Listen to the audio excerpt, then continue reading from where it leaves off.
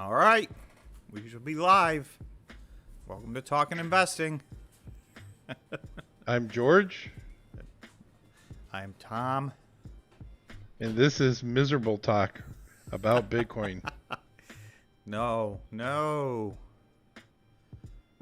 It's Happy Talk. Happy Talk? Whoa. I was thinking about Uh-oh. This is Miserable Talk. Did you see what just happened? No, I was just too zoomed out. I got too many lines on this thing to be that far zoomed out. Plus, I gotta go here. This is the real one. Now we're talking.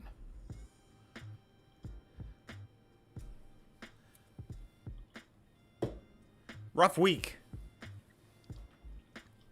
Very rough week.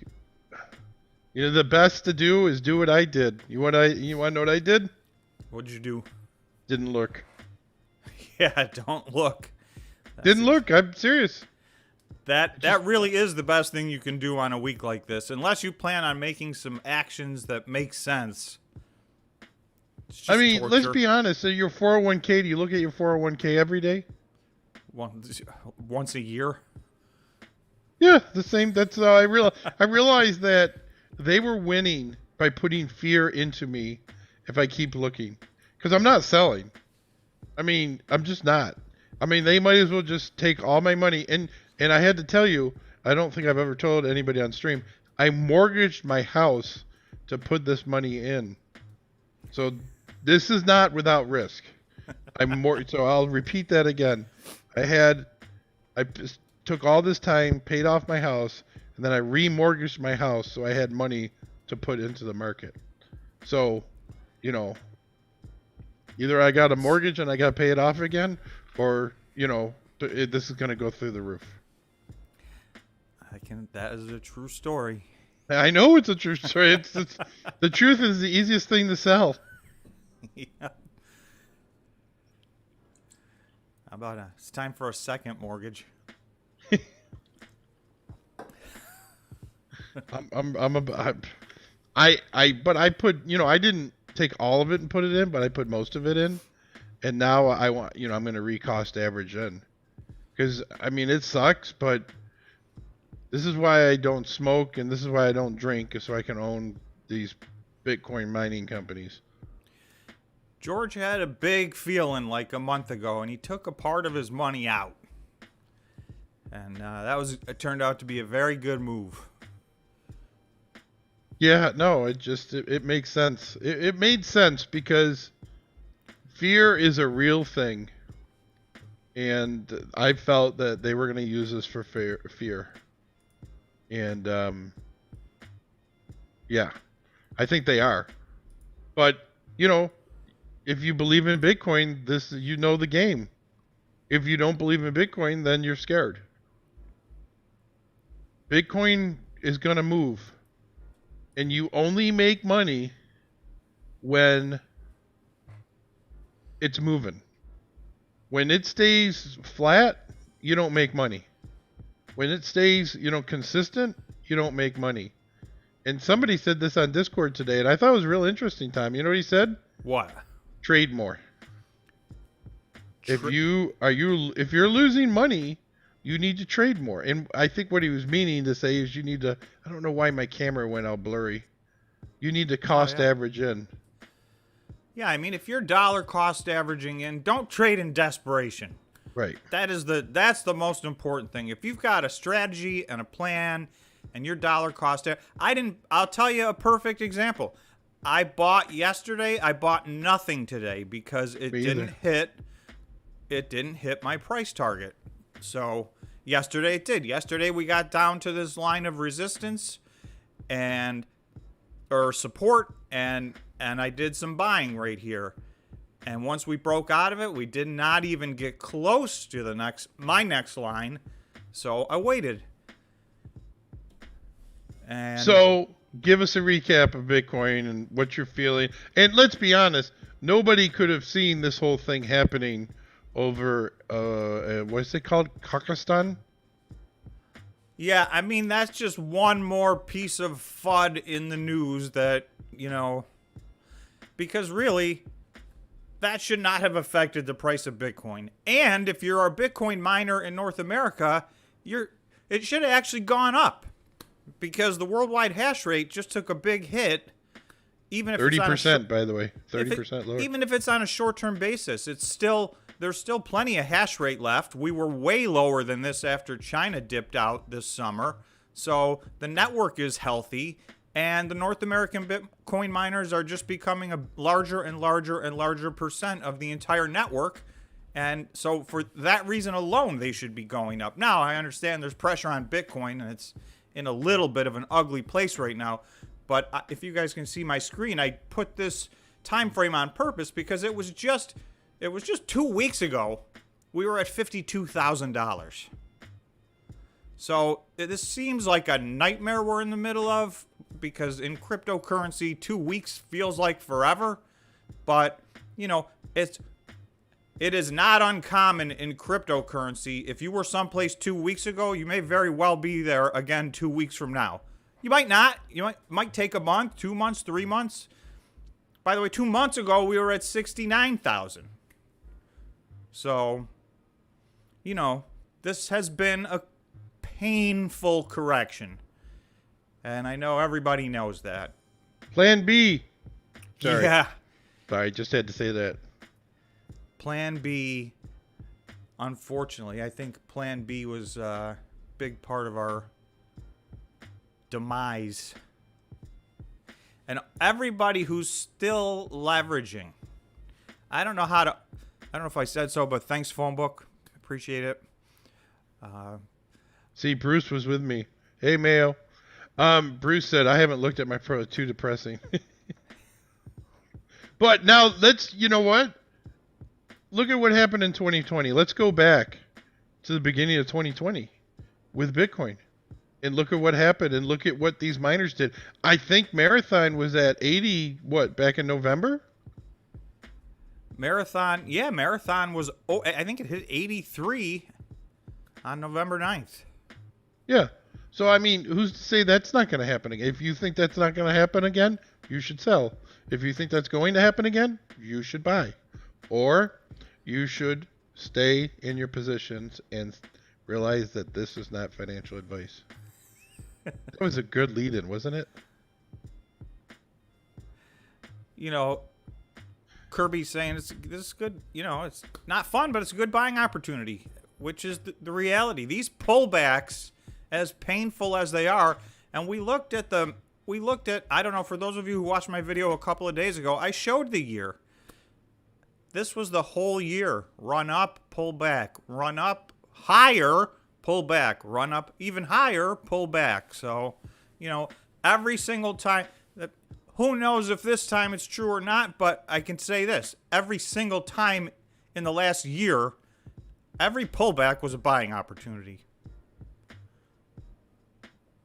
And I'm hoping that this extended little beatdown will stop some of these people from 25x leveraging, because that's all visible on chain, and every time that gets out of control, it's just an opportunity. At some point, there'll be too much buying pressure, and that little trick won't work anymore. But we're not there yet. So in the meantime, every time it's leveraged up, that's a lot of what these pullbacks are. Now, I do believe right now we're leveraging short. So I'm expecting at some point to get at least a short-term bounce off of that. It may not last, but those are the times when maybe you swing trade. And that's how I like to use options. When the short leverages positions get long, I do some not super short-term, but some reasonably short-term options, and I hope to get out of them in 3 or 4 weeks if there's a little burst up. Let's hit some of these comments real quick. What are your thoughts on GameStar partnering with crypto for NFTs? I mean, personally, that's smart. I think that I'm still wrapping my mind around NFTs. George is definitely 10 steps ahead of me on this one. I love NFTs. He's Mr. NFT. NFT, and I have something in the work. Guys, you know what's so funny? we're a small little YouTube channel, and we know it. And there's only 25 people watching us right now. Those are the people you want to watch. You want to know why? Because we always pull a rabbit out of our behind. And we're about ready to do something. I can just say, I know people. I've never told anybody on this thing I own my own business. I'm a CEO of my own company. I'm in 4 states, and it's called Emergency Water Removal. We started this because we wanted to help people in times like this when we ran up against problems where you know that this is being manipulated and you know that the hedge fund guys are coming after us. See, where I live, the hedge fund guys live 1 street over. These guys all live right by us, okay? We know them, we see them, and it's amazing the life they live, guys. It's insane. It's a different world. It's a different world, and you know the cars they drive. You know, I mean, their wives. It's insane. Okay, it's a different world. Okay, and we wanted to do something. So when things like this happened, you realized there was a voice that would tell you reason of why it would happen, and you wouldn't be scared to death. Because guys, I'm down a lot of money, and I'm nervous. Who wouldn't? I mean, you're lying if you say you're not nervous. It doesn't feel good. No. It just doesn't feel good to lose. No, money, it doesn't. Period. And in these heavy down pressure, this is the most torturous kind. It keeps coming in waves. And then it goes sideways and you feel like you're okay, and then bang, goes down to the next line of support. So this is tough, but like I said and showed, this has happened many times this year. Well, I guess now that's last year. We're in 2022 now, so. And let's think about this. You know who has moved into large positions into Bitcoin mining? A little company I like to call BlackRock. I don't know if you guys know, but I bet you can start doing research on all these companies, and you're going to see a large percentage of these companies are owned by BlackRock. BlackRock does their research on these. They're not going and they're not losing money, okay, guys? They're not going to go into these stocks and lose money. They're just not. They have researched the snot out of it. And it doesn't make any sense what's going on. Because let's be honest. You guys tell me a stock out there that is trading on fundamentals. And you got to realize, I just learned what fundamentals is. Tom tells me what fundamentals are. And you go and you pull your hair out when you see what's going on. It's very few stocks are trading on their fundamentals right now. Everything's either too high or too low. However, these are the opportunities. As long as we know the game, and this is the key, because your gut and your heart and all those things are going to tell you to do the wrong thing, because the hedge funds know that and they work that angle. And by the way, the hedge funds most of them did not have a great year either. So I think a lot of the BlackRock just, they do more than invest in companies. They move the market more than anybody else by far. So there's companies like that. I'm sure they had a great year, but we'll never know the answer to that. Oh, no, we won't. I'm not in the Hamptons, by the way. We're in Florida. I could not afford the Hamptons, guys. That's crazy.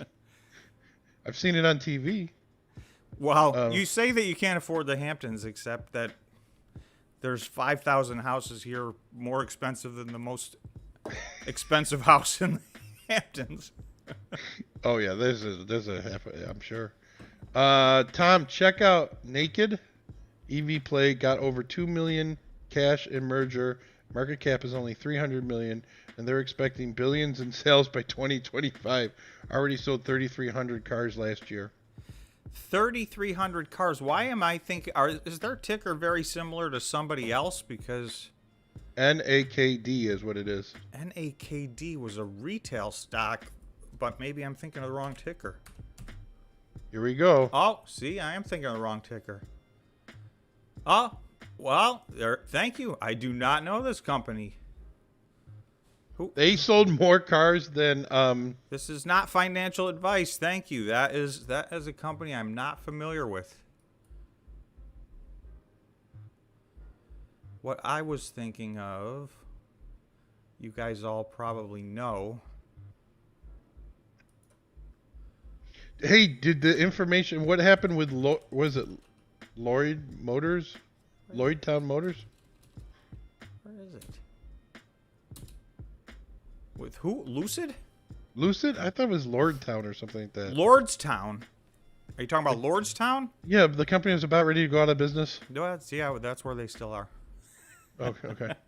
About ready to go. They didn't get their money, or don't you know? Well, that's a long process. They got a Hail Mary. They're waiting for some potential government money that could turn everything around for them. I don't see any other path for Lordstown other than getting that government grant. So that's just my opinion. And their stock was actually up a couple days this week, but it's so drastically beaten down.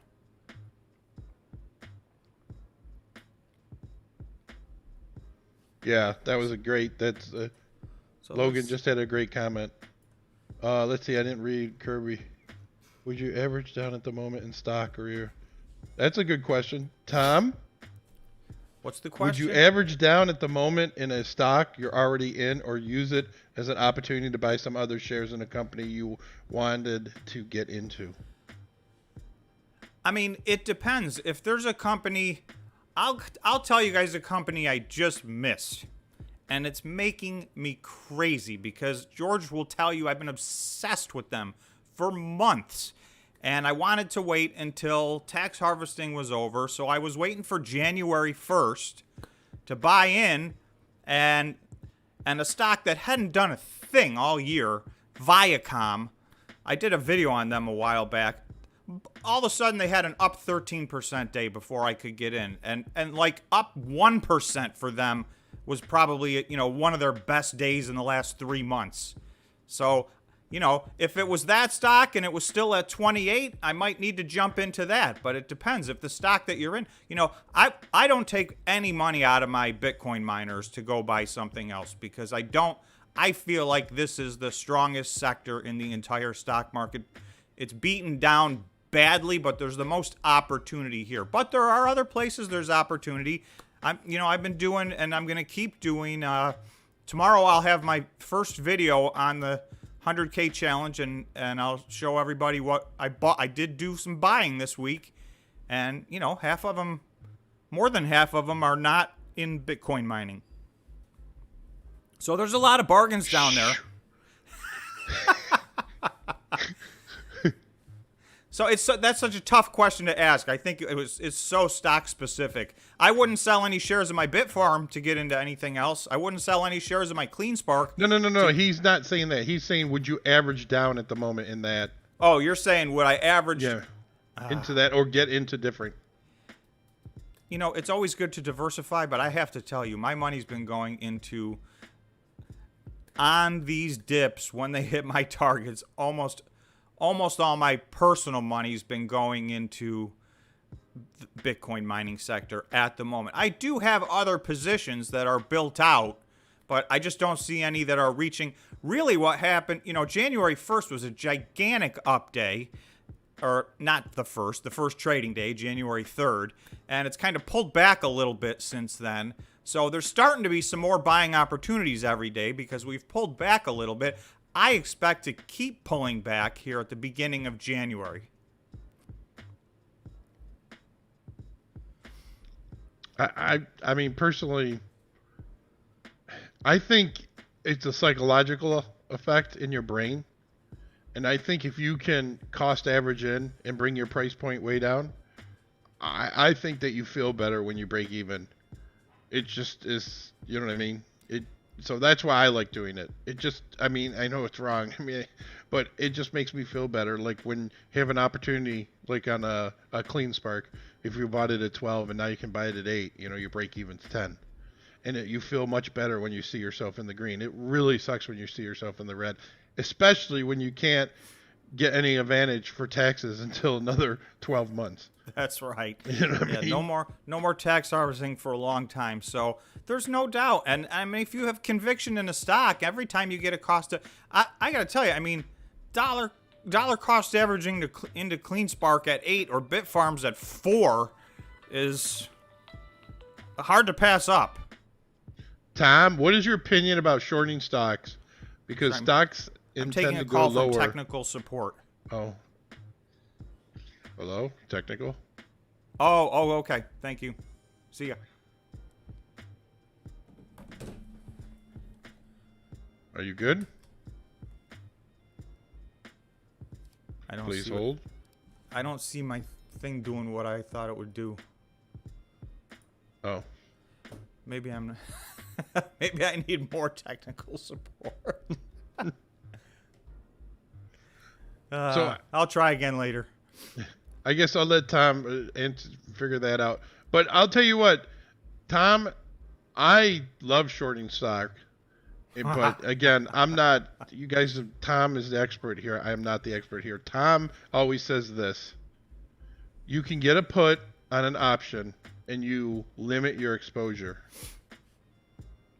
That's right. If you short a stock, unless you buy protection, so the opposite would be if you're going to short a stock and you buy some calls to protect yourself. But shorting stocks, for me, I don't short stocks. I do buy puts from time to time if I think something's going to move fast and or I want to protect myself on a large position. But most of the stocks that I want to short, I've talked about this before. I'll show you one. I've been wanting to short this stock for the last 2 years. So that was since it got. So actually, it's only been 1 year. It got to 73, and I know if you do a valuation on that company, it should be at 15. And it got to 73, and I said, there's no way this can hold. This is insane. And what's it done since then? It's gone from 73 to 115. And I have almost every stock I've ever wanted to short from a fundamentals position. It could take a year, 2 years, 3 years. So how long do you hold it, and how much money do you lose in the middle while you're shorting it? I have a hard time. If there's a story that's changing, like on some of these popular stocks, this is a popular stock. Two people raised their price target on Live Nation this week. 2 analysts. So 128, I see it right down there. 128. They got no fundamentals, and they're raising their price targets. So I don't know how long this is going to go in the wrong direction. However, if it's a stock like George was asking me about, Lordstown Motors, I'd probably be an awful lot more comfortable shorting a stock like that, because that not only has the fundamentals that support the short position, but they have an imminent risk of going out of business. And so to me, there is an upside. They've got a few outs. It's kind of like playing poker. They got a few outs left in the deck, but they're getting fewer and fewer and fewer. So those are companies maybe I might feel more comfortable shorting, but I wish I shorted them. Most of those are already thrashed. And what does Live Nations do, Tom? This is Ticketmaster. These guys sell events to live events, which, in case anybody hasn't noticed, there isn't anything. There aren't any live events. Their revenue was down 95% in 2020, and their stock was hitting an all-time high. They lost so much money in 2020 and 2021. If they go on forever, they're never just going to even make that money back. Yeah, it says $26 billion market cap, and they're not making money this year. No, but all the analysts believe that next year is going to be by far the best year this company's ever had. But without a question of a doubt. But by the way, even if it hits next year's analyst numbers, it's got to do that for 15 years just to make back what it lost last year and this year.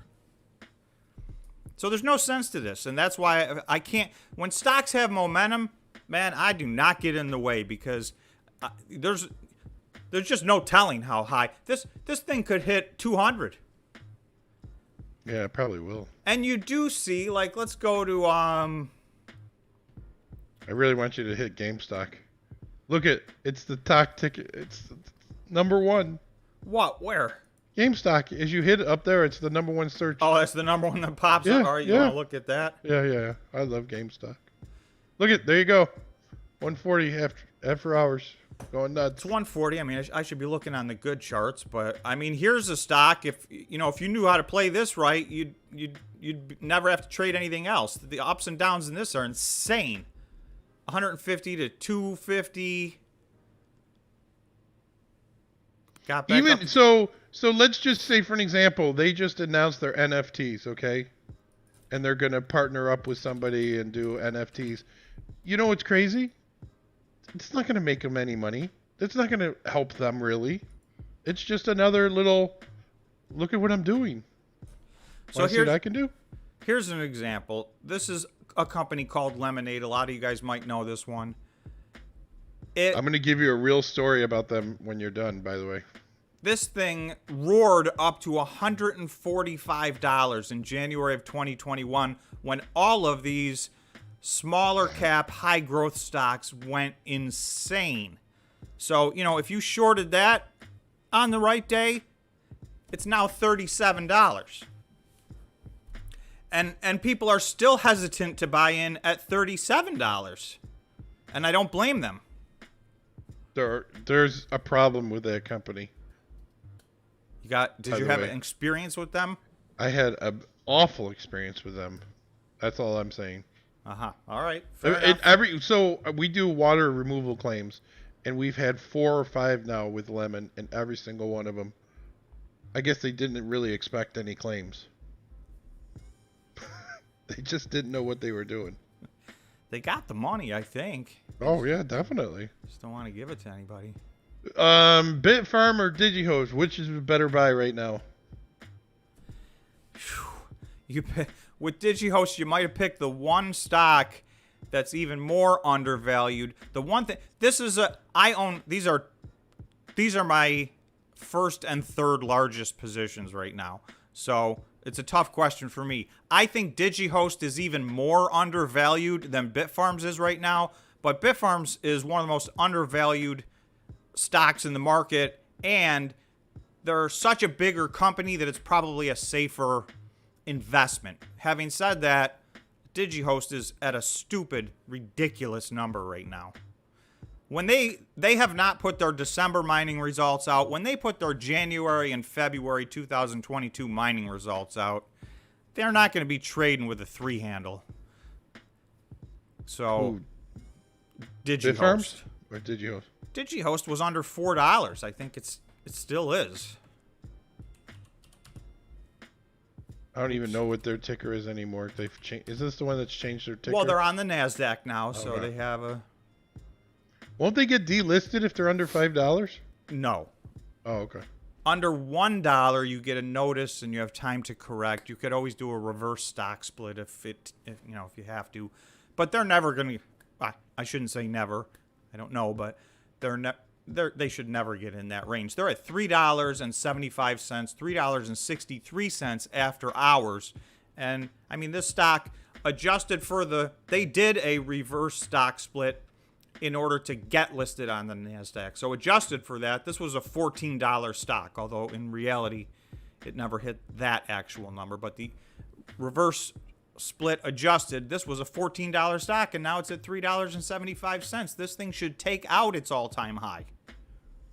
They increased their hash rate 50% in December. By the way, so did Cleanspark, which is at mind-boggling. So Bitfarms or DigiHost, but my answer might be Cleanspark. So for me, those are the 3 that are so wildly undervalued that, when it hits a certain point, that's what I keep buying on the dips. And some others, because there's a lot of good Bitcoin mining companies.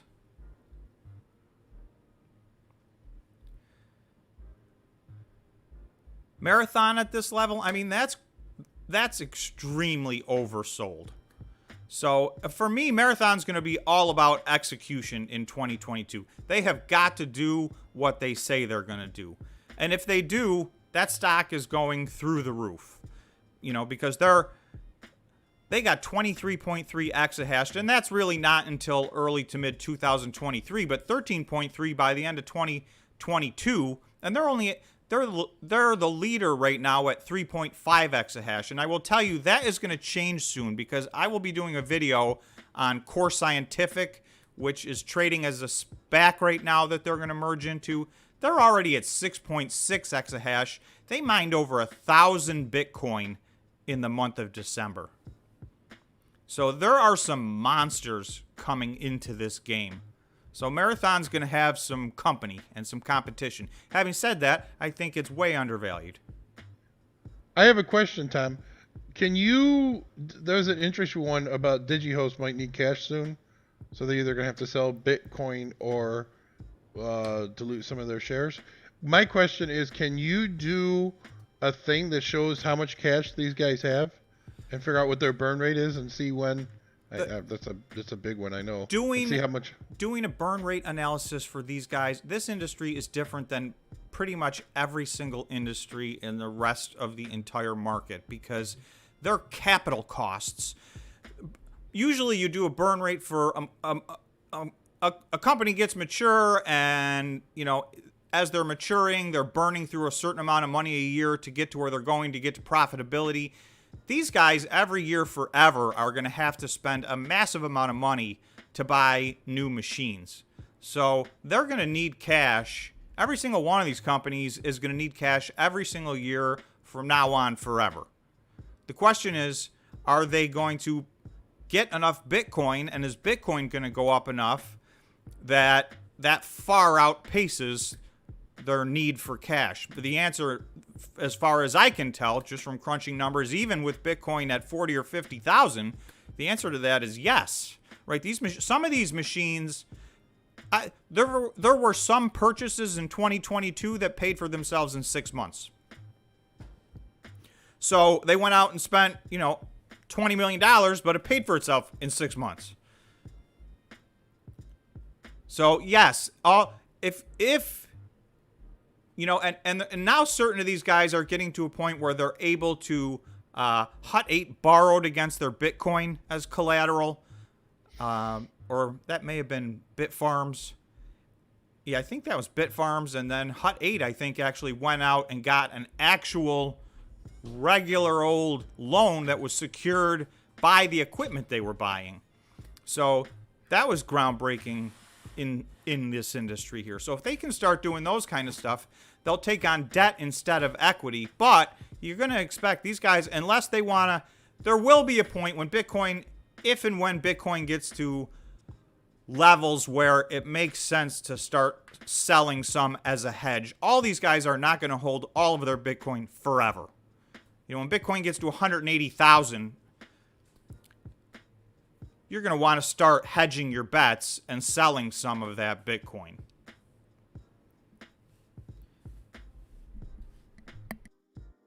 Any insight on a SPAC that will convert for Core, C-O-R-E, Core? So maybe I'm tech supporting right now. Sorry. Uh-oh. I got a new thing. I just don't know how to use it. So the S19Js, I wish I could get them at $6,000. That's how much they got them for. I tried to buy them. I think they were like 12 or 14. Why did their miners trade at 50% higher than Okay. All right. I'm back. I think I learned how to use my new toy. Oh. All right. Sorry. What were you talking about? Core, a SPAC about the when it will convert, C-O-R-E, Core. Core Scientific. Yeah, they're having a meeting in January, so that is going to happen imminently. Yeah, that's coming right up. And I've been trying like heck to do the math on that to see, you know, it's so hard when a SPAC finally merges, no matter how great the company is. And Core Scientific is a monster. They're probably, no, they are the biggest company in North America in the land of Bitcoin by far. Really? There'll be others that do a long way of catching up this year, and maybe some will even pass them. But these guys are like these are the guys who mined over 1,000 Bitcoin in December. I mean, of the publicly traded companies, Marathon mined, I think, 483 or 485 in December, and that was the all-time record for any of the companies we've ever talked about.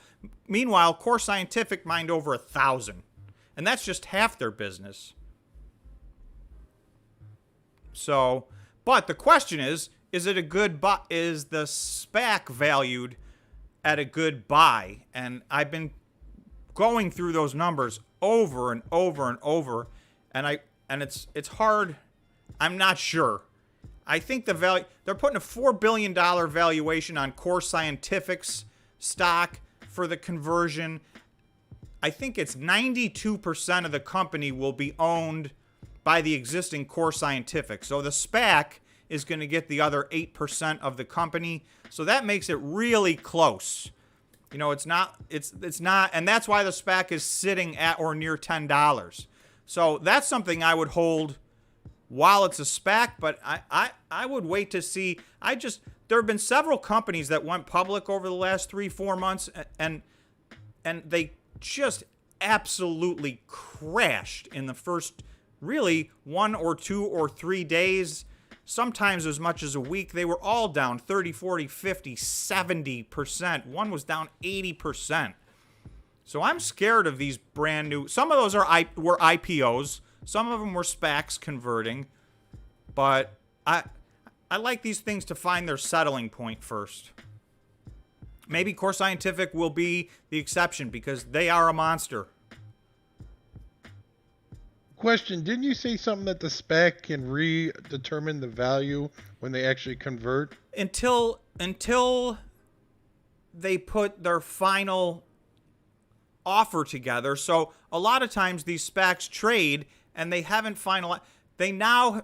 So Core Scientific has now, everybody's gotten their proxy vote and it now says exactly what it's going to be trading at. But prior to that point, you don't necessarily know what valuation they're going to put on a company.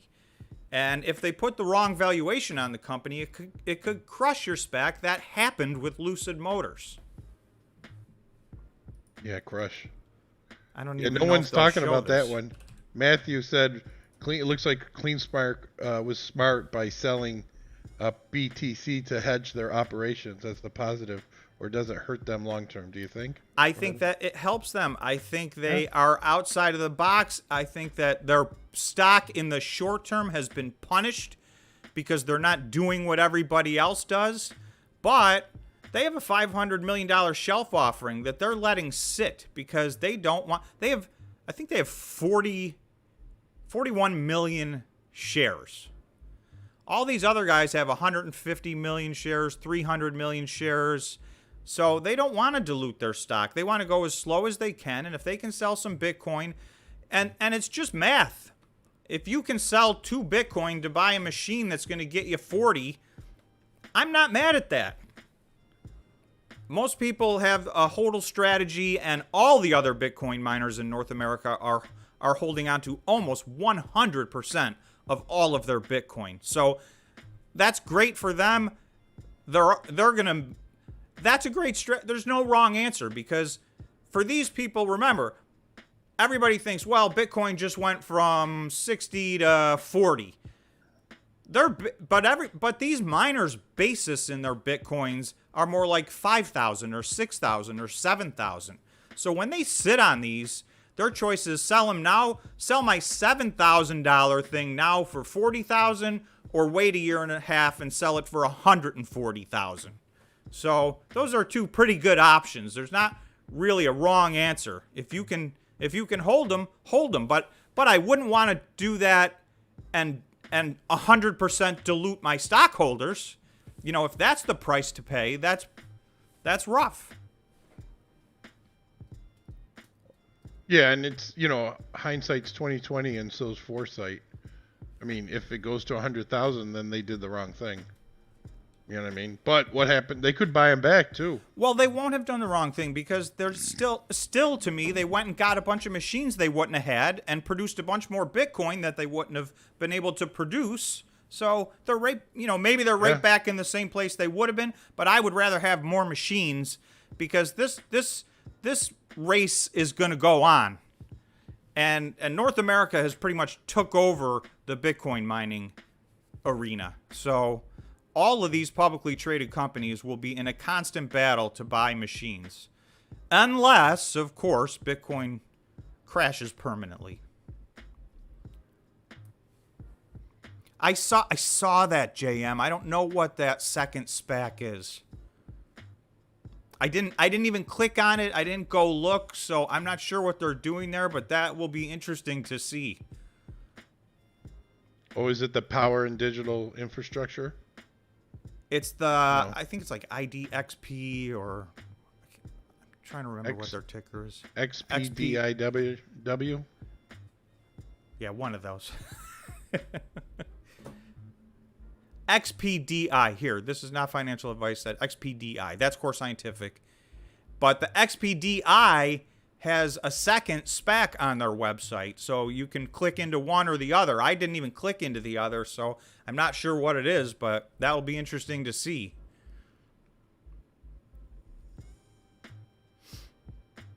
And they just started. It went up like 13%. I don't know if that's after hours or before. The second one? Yeah, it's XPDIW, or is this a different one? Power and Digital Infrastructure Acquisition Corp? Yeah, that's it. I think Not Financial Advice said something about this last week. I don't know, somebody did. I'm losing since 2/18. I agree with your thesis. That's a rough one. Well, I'll tell you one thing, though. It's going to go up. Tom said this to me the other day, and it helped a lot, and that was wait until these first two quarters come out. You can't hold them back. After the first quarter and second quarter, it's the money that's going to be there. People are going to be looking at this and going, wait a second, why are all these other stocks trading at such a higher value market cap, and these guys are so low? Yeah, one of the big advantages, the whales, if you want to use that term, or whatever the case may be, the people putting downward pressure on Bitcoin have had the benefit. In a lot of ways, 2021 was like year one, reboot, year 2.0, whatever you want to call it. Most of the publicly traded companies were new to the space. Some of them weren't, but most of them were, and most of the high-profile ones weren't making money. So, it's a lot easier to hold a stock down when it's not making money. But when the first quarter, and especially when the second quarter of 2022 comes out, all of these companies will have made a massive amount of money. And now you're going to have to start looking at PE ratios. And it's just not possible. You're not going to find a stock out there in the stock market that's trading at a 3 PE ratio. And you're certainly not going to find a growth stock. I mean, the small cap growth stocks, I was just looking at this, and this is much higher than normal. But in December of 2021, they were trading, the Russell 2000 growth stocks were trading at an average of a 47 PE. These guys are all, once they start making money, they're going to be at a 5 or a 7 or a 9. That's not going to work. So that'll be the end of that game. Yeah. The W was for the warrant of the Core Scientific. Oh, okay. I guess that's like the option thing. I don't know. You told me about that. I don't know. What are your thoughts on Robinhood? Ticker, they're coming out with a crypto wallet, and stock is way under IPO price. Well, I'm number 843,000 something in line for my crypto wallet in Robinhood. And they keep showing me that like it means something. And I think if I refer a friend, they'll move me up to 400,000th in line. So I don't know. I'm a little bit nervous about Robinhood. I use their trading platform. I like their trading platform. It's very user friendly. They've had a couple of big situations come up over time. But I think, if they add a few key cryptos, I think they got to add some more cryptos. I mean, they're adding a crypto wallet, but there's some core cryptos that you just can't trade on there. I mean, I think they don't have to have 100 cryptos, but if they had 8 or 10, I would be a lot more of a proponent for them than I am right now. And it's the ones everybody knows. They don't have to go get, every single new project as it comes out, but a lot of the trading is happening in cryptos they don't even offer. So you're not making any money. My whole thing about Robinhood is that when they shut down and they stopped letting people trade on, was it GameStop? They really showed their true colors, and I think that's the problem with their stock right now. That was a gigantic black eye for them. I mean that, and I don't know why they took the brunt of it, but they were the ones that were the front page news. A lot of brokers did a very similar thing. A lot of the online brokers, but they seem to be leading the way, and they took it on the chin for that, and it was bad. That was very bad. A lot of people lost a lot of money. Well, and there's two things about that I shouldn't know that I kind of do know, and I can't really share it, but it's bad. It was bad. Yeah, this is not financial advice, and Logan are saying Coinbase seems like a better long-term play. I mean, Coinbase is a very solid crypto play, so I can't argue with that. I mean, in theory, what's so sad about Robinhood is, the whole premise behind them is, Robinhood, the name, it says it all. You know what I mean? Robinhood, They did the opposite of Robinhood. They did the opposite of Robinhood. Yeah, wow. And that's the thing that always still gets me, Tom, is that Bitcoin still today is not a hedge on inflation. There's so many factors that weigh on Bitcoin right now. I still believe if you're a long-term holder, Bitcoin is a hedge against inflation. And even if you just zoom out and look over the years, it's been an excellent hedge against inflation. What it doesn't do is, like when the Fed came out and said they were going to raise rates, on a day-to-day basis, it's not acting like a store of value. It's not acting like the hedge against inflation that you would think it is, because the Fed comes out and says a bunch of bad stuff, including they're going to raise rates, and Bitcoin got destroyed. The opposite should have happened. Right. In theory, the opposite of that should have happened. So on a day-to-day basis, it doesn't trade like that. But I think if you look on a year-to-year basis, it has traded like that, and I think it will continue to over the long haul. But it is definitely not something where you think, all right, the Fed's going to talk tomorrow, let me buy a bunch of Bitcoin because it's going to be a great hedge. It's not acting like that at all at the moment. Well, do you think that if there is a crash in the market that, again, I know not financial advice, do you think it will go up? Right now, that's the other thing that's frustrating for me. The Bitcoin and cryptocurrency world is very, very tethered to the equity markets. And I strongly believe that correlation is going to break. But this is one of those like trying to short a stock. The question is when. 5 years from now, that won't be true, in my opinion. I don't know the future, but I believe strongly that will not be true in the future. And once it breaks, they'll never come back. But right now, that's what's happening. Mark just said Bitcoin will break away from the other asset class when the Fed's actions doesn't stop inflation. You think it won't stop it, huh? Well, I'm glad that you get to say these comments and I just get to read them. That should be the case. The inflation pressure we've been under, and it's so funny.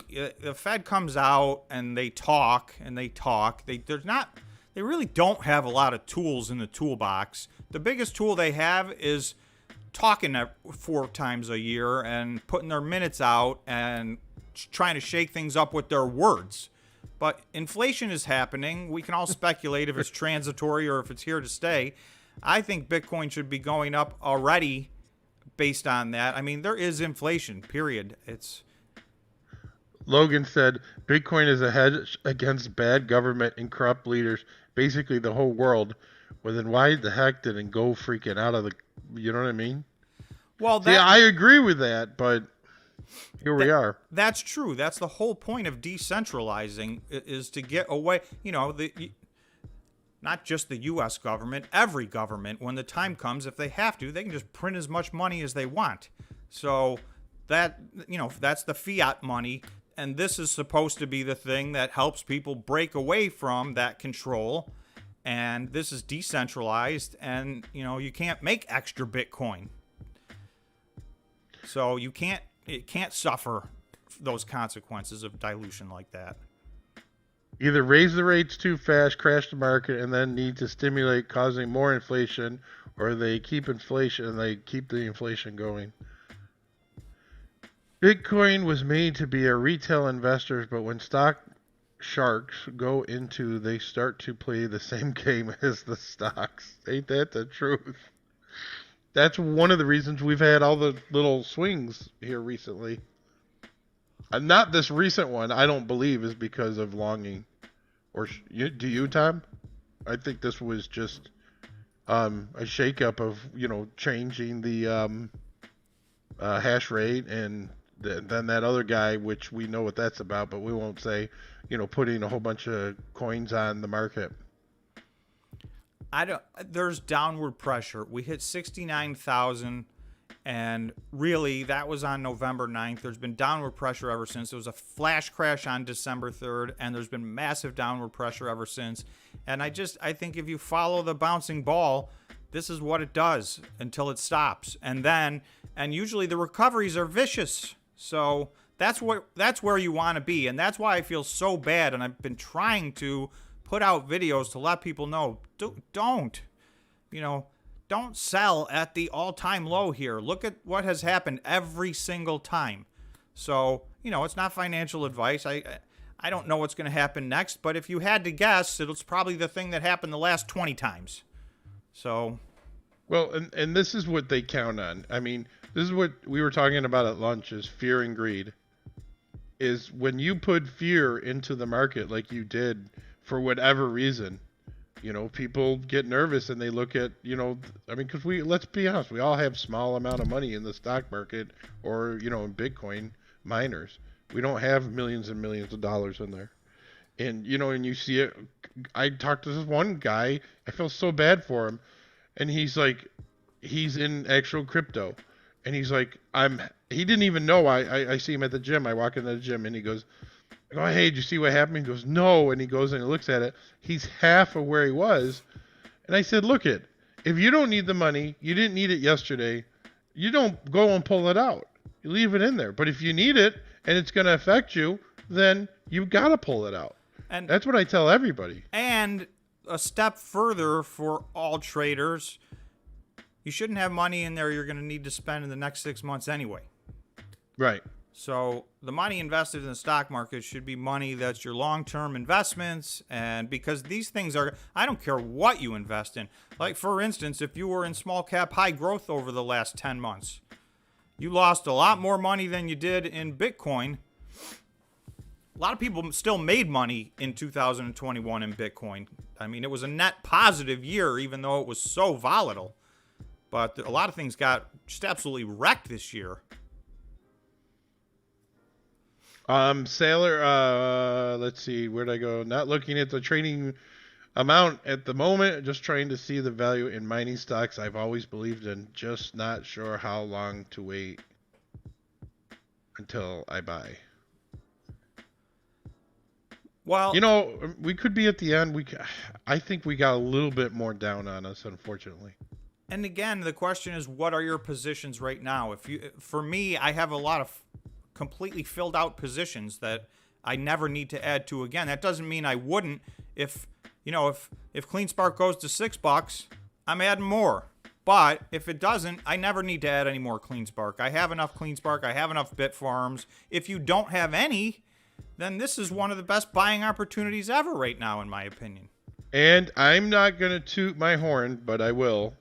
Remember, there was one, you guys can go look this up. There was one person that said CleanSpark was going to $7. Anybody knows who that person was? And I said it last week. And everybody thought I was an idiot.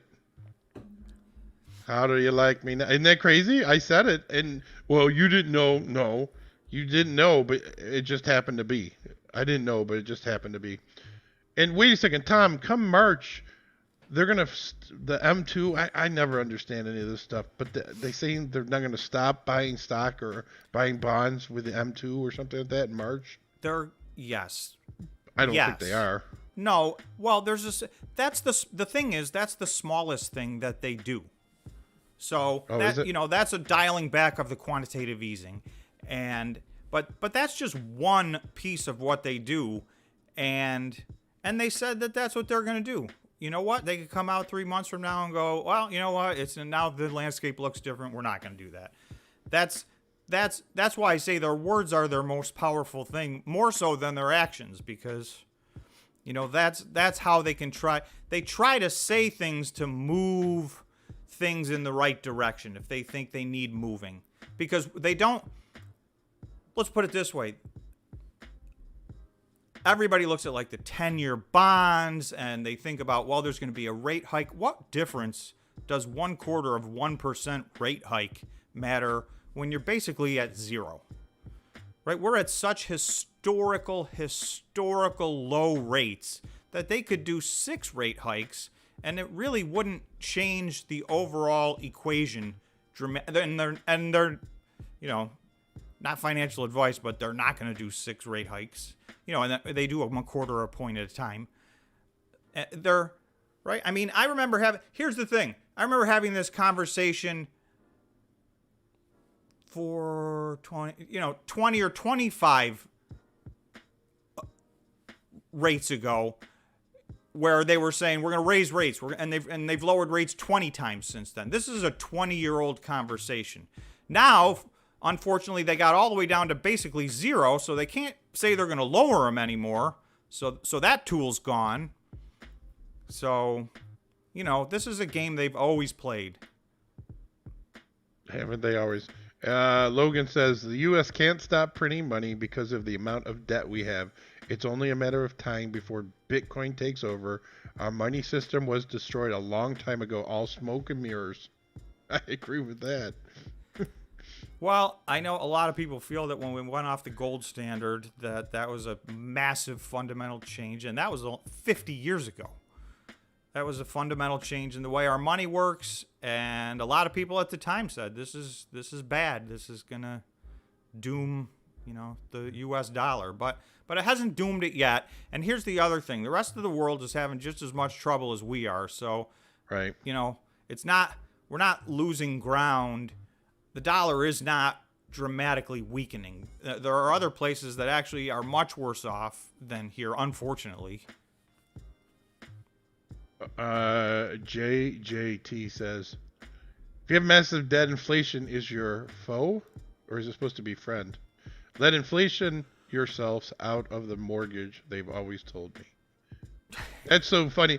They just raised the FHA guidelines for the max conforming loan limits to I think it's 550,000. It was at 417. And so, I mean, now you can go and put 3% down and buy a house for $500 and some odd thousand. Isn't that crazy?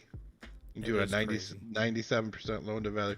It only takes 8,000 Bitcoin to cause a crash. It will be less volatile as the market cap grows. You know what's funny? If we were just looking at the total crypto market cap, and I'll look at it real quick here. I told Tom it's going below 2 trillion. And this, when I said it, it was at 2.5. Tom, right now, and everybody else, it's at 2 trillion 28 billion. So we got 28 billion to go. One tick away. Isn't that crazy? From that period of time that we spoke about it to now, that's how much lower it is. Here's when I think Bitcoin's volatility is going to drop, particularly its ability to be manipulated. And we're halfway there. We just need to get the other half of the way there. Institutional adoption is happening, right? A lot of these, for PayPal and Square and Venmo, and Tesla, they kind of did their thing and then they undid it and then they redid it. When there's enough big money, and at some point, sooner or later, the SEC just punted again on creating a spot ETF for Bitcoin. At some point, they will have stalled as long as they can stall. So when the institutional money continues to pour in, and even more so when there's an ETF, this manipulation is not going to be possible in the same way that it is right now. Those two factors will drastically reduce people's ability to what we call whales right now are not whales. Right? Goldman Sachs is a whale. So when Goldman Sachs is involved, or when there's an ETF you can buy that's direct Bitcoin, those are going to change the game so drastically. That's when I think things are going to level out, and we'll start to see a little bit less painful and suffering increase in the price of Bitcoin. I was reading an article yesterday.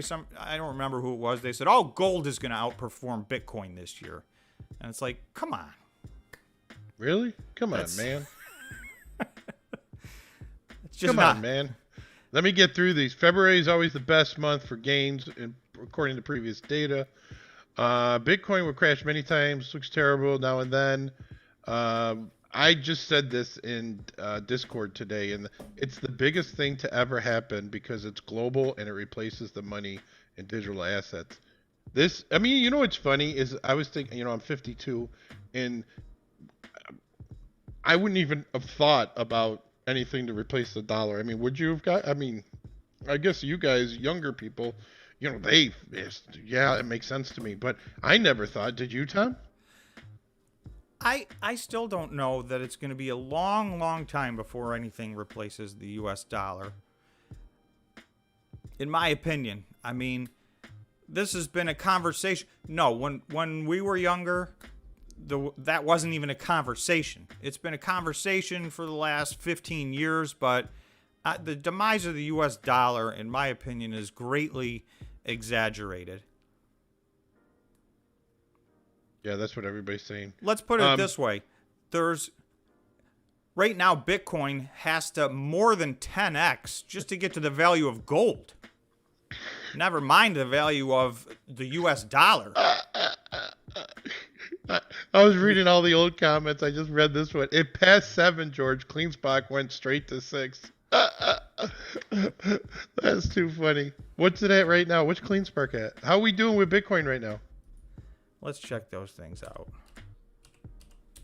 Yeah, I'll just read this real quick. When people got free money without working, nobody rejects it, and now they cry about inflation. Isn't that sad? It's so sad. It's hard to stop inflation. Some countries, inflation is over 30%. Look at Turkey and Argentina. It's going to be a tilting point, and with institution government, FOMO will show just how long our prices today really was. Just how low they are today. Yeah, we're stealing. You know what is funny? I watched a video with, it was 4 years ago, where somebody in the government, supposedly it was with the government, bought a whole bunch of Ethereum. I thought that was very interesting. So Bitcoin's still going sideways. Over 10 wallets, by the way. We're at 41,800. We've been plus or minus of that we got down, I think, close to, we got down to 40,571 in the 10 o'clock hour today, according to this. So that was the low. I've got a few new lines on my chart of support that I was hoping I would never have to put on. But as we approach them, we at least need to know what's out there. What's the absolute floor, you think, right now? 0. That's not what I believe. I mean, that's the technical answer to what's the absolute floor is 0. But to me, I don't think there's. I think there's much less than a 1% chance of this, but we could retest that 30,000 point.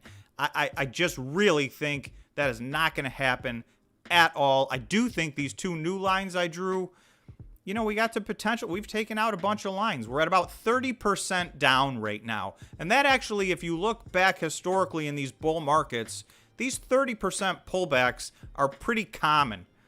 So, but I don't know that we're going to have a 60 or 70% pullback or an 80%. Those have happened in the past too. I think we're more mature than that, Bitcoin is, and I don't think that's going to happen. So the lines that I have, to me, those are, and I'm going all the way down to 37, in the low 37,000s. I think, that could happen.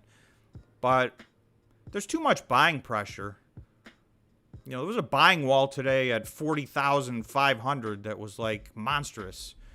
And that can change. Those change every day. There's a different buy wall and sell wall. So, but the other thing is Bitcoin from a technical standpoint is way, way oversold. So looking at the RSI on the daily, I mean, we're under 30 on that, which happens it hasn't happened in 7 or 8 months, and it almost never happens. So we're so oversold at the moment from a technical standpoint that even though that doesn't mean that it ends today. The pressure could last for a few more weeks, and we might test a few more of these lines. But that's one of my big reasons. The amount of oversold we are on the daily RSI and the fear and greed index now just pegged at extreme fear. Those things tell me that while there's a little more downside potential out there, in general, this should be the bottom. Whether that's at 41,000 or 37,000, I don't know. But this should be bottoming out, and we should be in recovery mode sooner than later. In my opinion. If you had, I don't know, an extra $10,000 right now, would you put it into miners? I would. If it's just sitting there, looking at it in the stock market, would you put it in? I would put it in. I'll tell you when I would put it in. If we hit this line at 39 right here, and I had 10,000 that was doing nothing, then yes, I would put it in, and I'd probably spread it out over 3 or 4 miners. Okay. I don't like buying in, I call this no man's land. We're like in the middle of 2 lines, so I don't know which way we're going. And if the last month is any indication, we've pretty much been heading down to the next line of support time after time after time. So I'd rather, if I have a shot at getting in here, I'm going to wait for it.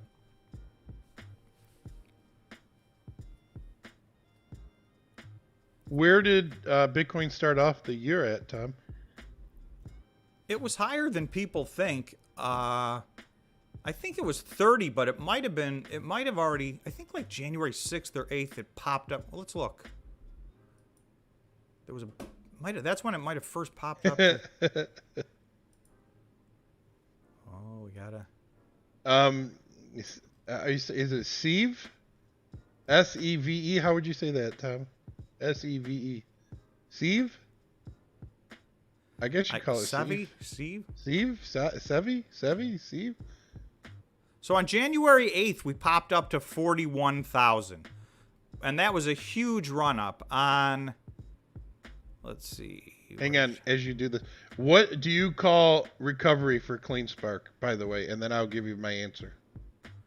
Because there's some people that's in Cleanspark for some big money. So what is your recovery price? Are you talking like my 1-year price target? No. Somebody's asking me a question in the chat. I mean, if I bought back when it was $40, then I would be committed to holding for a long time, because I think the 1-year price target, to me, the low end is $20, and it could get back to 30 or 40 over the next 24 months, and that could happen even faster. We see these moves.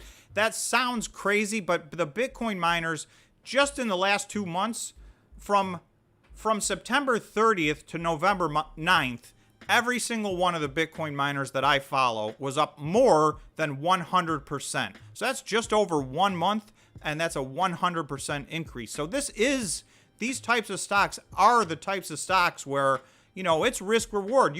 We're feeling the pain right now on the other side, but when these pop, they pop. Right? 8 could turn into 20 in a heartbeat. So hang on, I'm going to read what he said. Sorry, I don't remember your name. My name is George. That's Tom. Great call on CleanSpark. Now can you estimate a timeline of when CleanSpark, along with other miners, turn around with relative price targets? And then I'm going to tell you this, and this was interesting.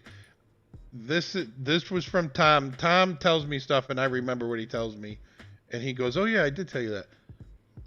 How do you know the Bitcoin miners are going to take off? How do you guys know? How do you know? Does anybody know? Nobody knows, right? But here's why I think it will. Not financial advice. Here's why I think it will.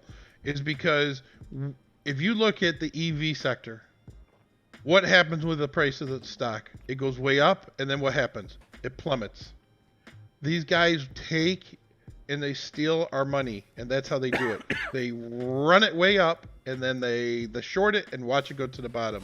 And that's what they're doing on Bitcoin miners right now, because they know that these next few quarters are going to be astronomical, and they had to delete the price because they would be out of balance to the rest of the stock market.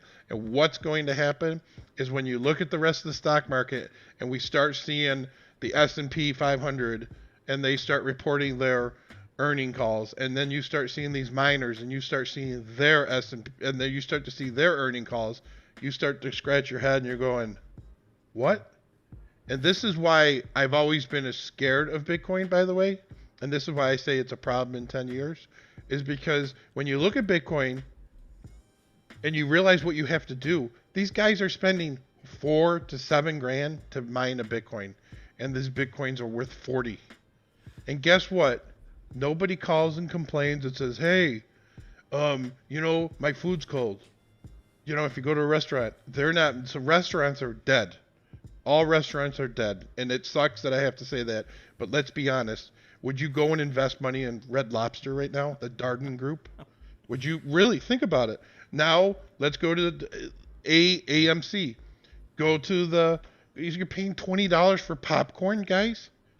I mean, they're dead. It's done. You go to the mall, that's dead. I mean, let's be honest. In the fundamentals of stock trading, right? And again, this is all stuff that we've learned from basically watching stock from the period of time that we have to where we are today. These things are overbought. I was listening to a guy talk about Coca-Cola yesterday. And I'm sorry, I'm going off. But Coca-Cola has taken, and if you look at their stock price, you know what they've done? They have taken and issued bonds and bought their stock back, and that's the reason their stock price has gone through the roof. Sorry. No, I mean, these are real world things. You go to the mall and you see the mall is not what it used to be, and it's never going to be. And it's the same. The bricks and sticks are dying breed. Yeah. So, I mean, are you going to go listen to somebody, that you have to deal with that just the worker doesn't want to be there? Right? Think about it. We have a worker problem in the United States right now, and it's an epidemic. You want to talk about a pandemic? We got a worker-demic right now.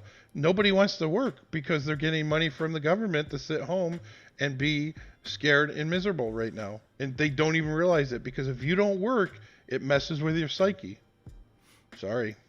Well, and there's definitely a shortage of workers. So many restaurants have. Well, George and I we were traveling, and we went to a restaurant in a town I don't know and never heard of. And we walked in, and she goes, oh, you're going to have to sit at the bar. And there was every single table in the entire restaurant was empty. And I'm like, she's like, we don't have any tables. I thought she was like joking with me. And she's like, no, we're so short staffed that all we can do is just sit people at the bar and serve them there. So, and I've had so many. I'm sure all you guys have had situations where you've been in a spot and they're just understaffed. Yeah. So that's part of our new world at the moment. And that's the reason why I'm convinced on Bitcoin miners specifically and Bitcoin is because of everything else going on. But what's happening right now, and I don't know this next thing to be fact, but I know it to be true. Okay, guys? And what that is small businesses are closing left and right in the United States. I don't know, and I'm pretty sure they're closing in Canada too. These small businesses are closing so quickly because let's think about it. No one's coming into their, boutique anymore to buy anything because they can go online and do it. And their sales are way down. And that got accelerated and exaggerated because everybody got locked at home for a period of time and realized, you know what? I don't even really need to go out of the house. So yeah, that was like a learning curve. So, and Logan's saying like Blockbuster. That's right. There was a time 5 years before Blockbuster was out of business. It was unthinkable that they were go out of business. They owned the industry, and then they were gone. So things change fast. Yeah, and it's funny. Everybody picked on Wayne Huizenga. I work for Wayne Huizenga actually, and everybody picked on Wayne Huizenga when he sold that. He sold it for $1 billion. And do you know how much money the next person got? 0. So Kirby 238, are you from Ireland? Looks like you're saying you're from, or you were there. I walked through Ireland on the holiday of Christmas. Every bar, and I mean everyone, had a notice on the window saying staff wanted. So there you go. I mean, that's what's happening. And the UK, somebody's saying. So I've never seen anything like it. It's all around the world. This is what's going on right now. Well, and how about, you want to know what, and this is another interesting fact. Sorry, I'm on a tangent. 18 to 34, do you want to know what the number one killer is for people the ages of 18 to 34? These are CDC facts in the United States. I don't know about other countries. 18 to 34, what's the number one thing that's killed them? I'll give you, I know this is a little delay, so I'll let you guys, and I'll give you the answer. It's sad is what it is. It's really sad. But go on. So anyways, back to Bitcoin. Back to Bitcoin. So we're in no man's land until, like you said, 39? I'll zoom back in. JJT, hey, how's it going? I just want to answer his question. Do you know how much these miners are shorted? I mean, it does vary, but I know that the bigger miners, I think Riot and Marathon might have like a 20% short position. Let's look at a couple. Dun, dun, dun. Hey, Belgium. Hey, guys. Berlin. Hey. So CleanSpark, Alan, as of Kirby, December nice to meet 15th, you. was 11%, but I think Marathon was much worse than that, maybe even double.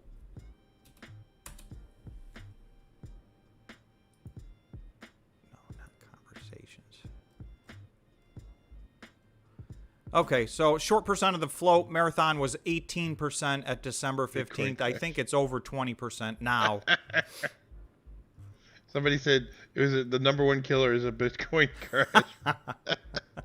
18 to 34 euros. Heart failure from trading Bitcoin. Heart failure I'm from going with trading. that answer. That's a good I agree. one, though. Okay, I'll tell you. Let's see. Anybody else have a guess? Hey, from South Korea. I don't know how to say your name, but hi, buddy. It's so nice this is what's so cool about YouTube, is that we get to talk to people all over the world right now because everybody's interested in these miners and everybody's interested in Bitcoin. And it's great to get a different perspective from, right, it is. Everybody's in their own little spot and that's how they view the world. So getting to chat and get ideas from different people in different places is awesome. That's right. JJT's the Netherlands. Netherlands. They have no shortage of workers. We're in lockdown. Oh, so you don't need any workers. This is crazy. Well, the weather got cold again. A lot of places are locking it down. Just so you know, Peters, we just need 2 weeks to shorten the curve, flatten the curve, right? Yeah, that's where it all began. Another person from Belgium. Dude. Welcome to all you guys from Georgia and I. Obviously, are from the United States, but it's awesome to have people from everywhere here. It makes it a good group. And if you guys are not in, a lot of you I know are, but if you're not, join our free Discord, because then Also, Sweden is here. Hello, everyone. Sweden, nice. That's awesome. This is so cool. That is so neat. Okay, so I'll give you the answer since no one's guessing. It is fentanyl. Oh. And fentanyl is the number one killer, or drug overdose is the number one killer between 18 and 34 right now. Number one killer is heart disease. Well, the number one killer overall is probably heart disease. I'm just saying from 18 to 34. Yeah, heart disease is the number one killer in total, but for that, not for this age group. Years old. I mean, in 18 to 34, you shouldn't be dropping dead of a heart attack. Give it a few more years. Oh, no capital gains tax in Belgium? I'll be there. I'll see you there. No capital gains in Belgium. Wow, that's awesome. That you know why they probably do that, right? No. Well, because probably you can have like a dual citizenship or have money over there, and these guys are probably making come on, guy. Do you think guys worth billions of dollars are paying taxes? Sweden girls are hot, LOL. Yeah. No comment. I'm happily married. My wife is listening. Man, well, I know. Busy sitting here, Bitcoin at $4 Canadian. It was almost at $4 US the other day. I mean, it's crazy. But that's why I bought. I bought this week. When we got down to this, when we hit this line of support, I bought Bitfarm. I bought CleanSpark. I bought, what else did I buy? Hut. I bought Hut and some Riot. So, question. I'm going to ask it. What is the one stock do you think is going to perform the most? Since everybody's going to want you to ask this. What is the one stock that's going to perform the most in the Bitcoin mining? Who's going to double, triple, quadruple? I have to give, I'm going to rank some because there are so many stocks that, in my opinion, and again, I got to say it's not financial advice, but there are so many stocks that from a fundamental standpoint and when they put their financial statements out, I believe are going to do an awful lot more than double in the year 2022. I think we're going to see some triples and quadruples, and I know that sounds aggressive, and when somebody puts it in a thumbnail, it sounds like clickbait. But if you do the math and see what's coming, Marathon's going to go from 3.5 exahash to 13.3 exahash. And oh, by the way, they just went from 0.2 exahash in January to 3.5 in December. So they're going to go, in a matter of 2 years, from 0.2 exahash to 13.3, and then 6 months later, they'll be at 23.3. So, yeah, they're going to double, triple, quadruple more. And they're not even my biggest bargain at all, because they're already 3 or 4 times bigger than Bitfarms and Hut 8 and Hive. They're almost 10 times as big as CleanSpark. CleanSpark to me is the one that's got CleanSpark, Bitfarms, and DigiHost, I think, have broken away now as the most undervalued. And that doesn't mean I think they're the best 3 miners. There's all different kinds of questions you can ask. Which ones are the biggest 3? Which ones are the best 3? Right now, I'm just answering which one I think are the 3 most undervalued. And I think it's Bitfarms, CleanSpark, and DigiHost. And if I had to just pick one, even though I want to say CleanSpark, I guess I would say Bitfarms. I'm going to tell you that if it's not the next year, hang on before I say that. Awakened Soul, the secret to a long life is movement. He is so true. It's exercise and watch what you eat. I'll watch every time I put it in my mouth. I ran a 5K this morning. I ran a 5K this morning, and I'm 300 pounds. But I'm pretty big, I guess. I don't know. It's a good 300. It's a good 3. I'm a strong 300. But so I'm going to go. So this year is going to be different than next year, just so you guys know. If you have the play, and Tom told me this one, and when we looked into it, if you have the play and you can wait for it, CIFR. Well, yep, and I didn't even go there. You're right. There's so many. It's hard. It's going to be hard to pick a bad miner this year. That doesn't mean that they're all going to have equal performance, but everything's so undervalued right now, and those guys suffer from, they haven't done anything yet.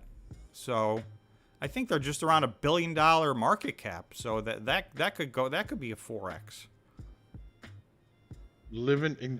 How'd you go from Canada to Italy? Small businesses are closing down, yeah. And this is why this is part of the reason I started KUDAB, and that's Can You Do Any Better?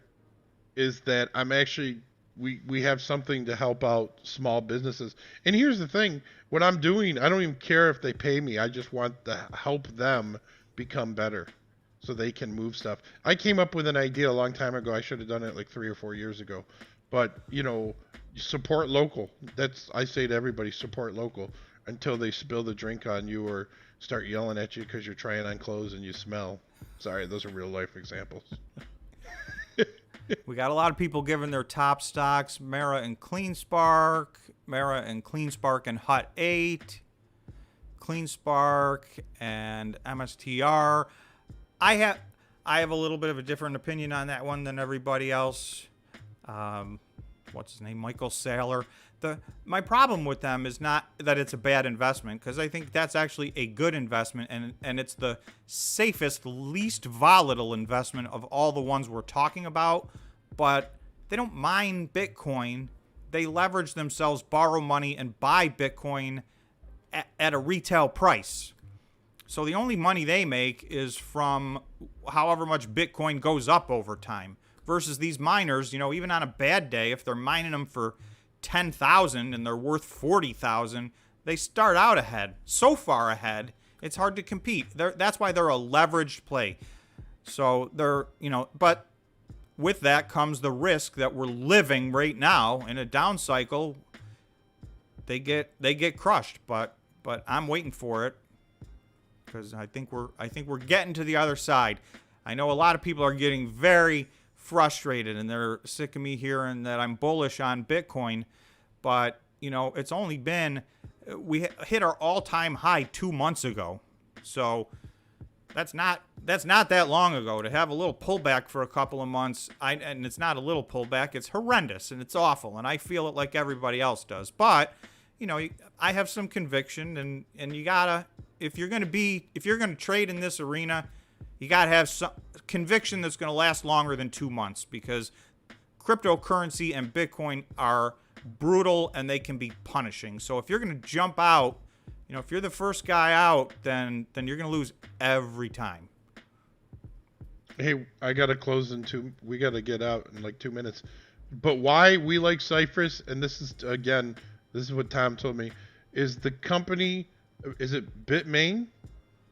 No, it's not Bitmain. Maybe it's Bitfury. Bitfury. So the company that actually makes the miners, the Bitcoin mining machines, owns Cypress. And for them, it's all about, and the reason I would not pick them in my top 3 is it's going to be all about execution, because right now they have 0 exahash. So if they execute perfectly, they're planning on over 19 exahash by the end of next year. So that's mind-boggling. Right, I said 2 years. That said 2 years. I said 2 years. Remember that. I didn't say next year. I said 2 years. Right. And if it takes them 2 years, big deal. I mean, if they can get to 19 exahash, that's massive. And remember, it's $4 right now. And Marathon's only going to be at what? 13? Well, Marathon's going to be at 13.3, but then they just bought another 100,000 machines. So by the second quarter 2023, they think they're going to be at 23.3. Wow, yeah, so that's going to be the new thing. They're going to always try to outdo each other. And by the way, Riot just jumped in the game. I think they got themselves up to purchase orders of over 18 exahash now. So for a long time, it looked like Marathon was pulling way ahead of Riot, but now, Riot's right there. So the exahash is moving to North America big time, and the worldwide hash rate is going to continue to increase. But even if it were to double, all of these North American miners, their hash rate is going to so much more than double. A lot of these are quadrupling, 5x, 6x. So, even if the worldwide hash rate ends up doubling, which is a lot, I don't think that'll happen, but I do think it'll go way up. These guys are still going to be making a lot more Bitcoin, and I believe the price of Bitcoin is going to continue to go up. So that's why I'm bullish. Let's run through these so we can get out. Manuel, hey Tom, BTC price affected by the purchase made on OTC. Is it true they don't move the BTC price? How does that make sense? I mean, things that are traded from wallet to wallet are not on chain. So anything that's not on chain doesn't move the market. So yes, a lot of the Bitcoin that's traded off network, off chain, isn't affecting the price. So in the future, that will be a smaller and smaller amount of what happens, but that does happen right now. Awakened Soul just said retail doesn't understand smart contracts and the connection with Bitcoin. And I'm going to tell you something. You remember, this is a new technology. It's 4 or 5 years old, 10 years old. It is such a big thing that it's going to change the way money moves around in the next 2 to 5 years, right? It's going to change the way everything's done in every different industry that's currently happening right now. People do not understand how big blockchain is. It's actually, I'm going to put it up there with the internet as one of the biggest things. Yeah, and we're still at ground zero. Yeah. Of all of this, of blockchain, smart contracts, everything's, and yeah, the explosion's begun, but it's just begun. That's funny. HUD 8. I'm picking HUD 8 because the CEO is pretty. She's more attractive than the. Oh, sorry, that's not what he said. Is more attractive to fund manager because of management. They act more like a financial company. I agree with that. I mean, you can't argue that the other guys are kind of buffoons. Look at what CleanSpark did the other day at their press conference for their releasing their financials. Yeah. We just got up and walked away. HUD 8's management is slick. They do a great job presenting themselves. They do a great job on their conference calls. They do a great job of being high profile. They have a good business model, and I like HUD 8. And by the way, HUD 8 is down to $6.61, which is crazy. Any options on Ethereum? I'll let you take that one, Tom. Let's hear what you say. I'll tell you what I say. I've been hearing an incredible amount of FUD surrounding Ethereum lately. So, we went in through November and December where everyone was saying you got to get in now because it's going to be at 20,000 by December 31st. And now that didn't happen, I'm hearing the opposite. The bottom's going to fall out and it's a nightmare. I will say this, it's from a use standpoint, it's the most used out of everything by far at the moment. But that could change. There's an awful lot of competition coming up for Ethereum. I don't know if it'll change this year, but I bet you it changes by next year. I think any of the ISO, 2022 or 222? All right, thanks, JJT. Sorry for interrupting, but he's checking out. Cardano is one of them, and there's 5, and you guys should all look into it. Now, I think that you should all, again, not financial advice, but I think all 5 of them have some opportunities for some upside. How much, I don't know. Yeah, agreed. And that, that's one of the ones that's getting mass adoption. So that's definitely a mover. A mover and a shaker. Well, hey, it was good talking to everybody. Hang in there. I think we'll be okay. I'm doing my first video on the 100K challenge tomorrow, the 10K to 100K. So you guys, if you want, you can watch that. Thanks, everybody, for being here live with us. And join our Discord. We'll put a link below. And obviously, it's free to join. We have some upgraded levels, but we got a lot of great conversation there. Manuel, I know you're already in there, so you can let them know. 2024. Yeah, exactly. Yeah, I That's agree. right. We'll look back then and laugh. We won't believe the numbers that these are sitting at right now. It's 2 years. It's only 2 years. It seems like a long time, but it's really not. You know. It's incredible. Thanks, everyone. Have a great evening. All right, good night. Have a great weekend.